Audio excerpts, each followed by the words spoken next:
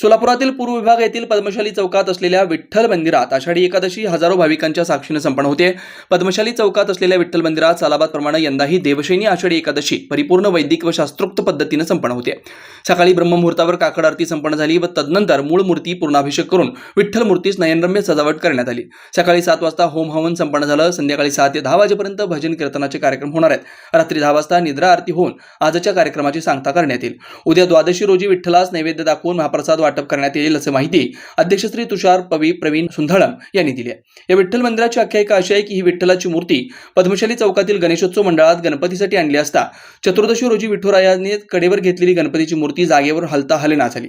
किती प्रयत्न करून जेव्हा ती मूर्ती हलण्यास तयार नाही असं कळालं तेव्हा त्यावेळचे विद्वान पंडित व ब्राह्मण यांच्यासोबत चर्चा करून ही मूर्ती स्थापन करण्यात आली। तेव्हापासून गेल्या 43 वर्षापासून जागरूक विठ्ठल मंदिर म्हणून प्रचलित आहे। या मंदिराचं वैशिष्ट्य हिंदू मुस्लिम ऐक्याला दर्शवतं। याचं उदाहरण म्हणजे मंदिराचे सेक्रेटरी इमाम पानघल गेल्या 22 वर्षापासून अखंड विठ्ठलाची सेवा करतात। अध्यक्ष श्री तुषार संधळम, उपाध्यक्ष श्री सनी सिंगेटीकर, सेक्रेटरी इमामा पानघल, खजिनदार श्री प्रवीण अल्ली, जॉईंट सेक्रेटरी श्री विजय सिंगटेकर व इतर पदाधिकारी अनिल अल्ली, राहुल बांद्रे, गणेश सुंधाळम, मल्लेशम सोने, सागर शिंगटेकर, श्रीनिवास कैचकुंडी, प्रवीण गोने यांच्या अथक परिश्रमातून ही आषाढ एकादशी महापर्व संपन्न होत आहे। सर्वप्रथम श्री विठ्ठल भक्तांना आषाढी एकादशीच्या हार्दिक शुभेच्छा। सालाबादप्रमाणे यंदाही जे वारकरी संप्रदायाचे वारकरी मंडळी असतात, ज्या दिवसाची आतुरतेने वाट पाहतात तो दिवस म्हणजे देवशयनी आषाढी एकादशी। या दिवसाच्या म्हणजे जो आतुरतेने आम्ही सुद्धा आमच्या मंडळाच्या वतीने जे आतुरतेने आम्ही वाट बघत असतो तो म्हणजे आजचा दिवस आषाढी एकादशी। सालाबादप्रमाणे यंदाही दरवर्षी म्हणजे उत्साहाने जोमामध्ये पूर्णपणे हे आषाढी एकादशी साजरी करतो। या आमच्या मंडळाचं नाव श्री गणेश विठ्ठल मंदिर पद्मशाली चौक तरुण मंडळ। या मंदिराबाबतीत जर समजा माहिती द्यायची असेल तर या मंदिराची स्थापना सन 1976 साली अशी झालेली आहे। हे मंदिर आधी नव्हतं, त्यामध्ये जसं आमचं मंडळ होतं, गणेशोत्सवाचं मंडळ होतं, त्या गणेशोत्सवाच्या मंडळामध्ये त्याचं नाव होतं पद्मशाली चौक तरुण मंडळ।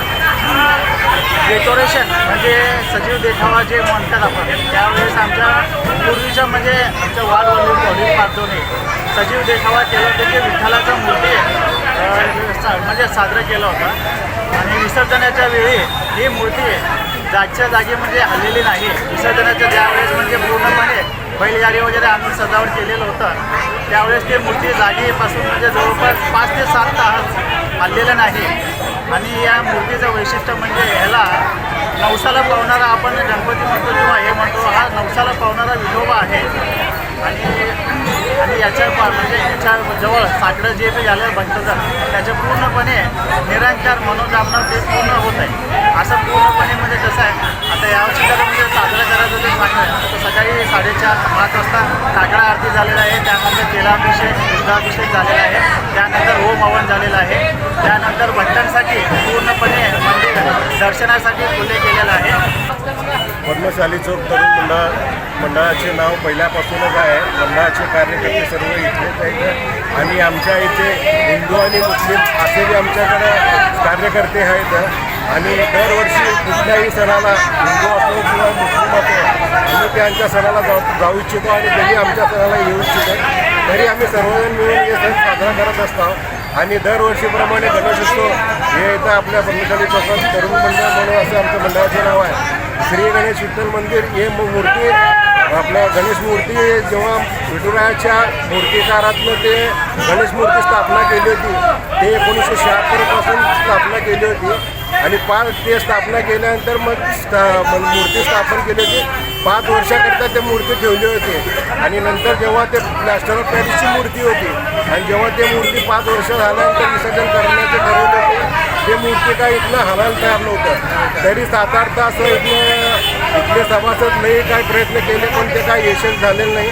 तरी सर्व लोकांच्या भावना भक्तांनी हे आपल्या इथं पद्मशाली चौकात या चौकामध्ये विठुरायाची स्थापना करावं म्हणून अशी लोकांची इच्छा होती आणि ते सर्वजण लोक मिळून या पद्मशाली चौकात इथे मूर्ती स्थापना केली आणि मंदिर बांधून या मंदिराची कमीत कमी आता जवळपास 43 वर्ष झाले स्थापना होऊन। तरी दरवर्षी आम्ही आषाढी एकादशीला येथे दरवर्षी साजरा करत असतो।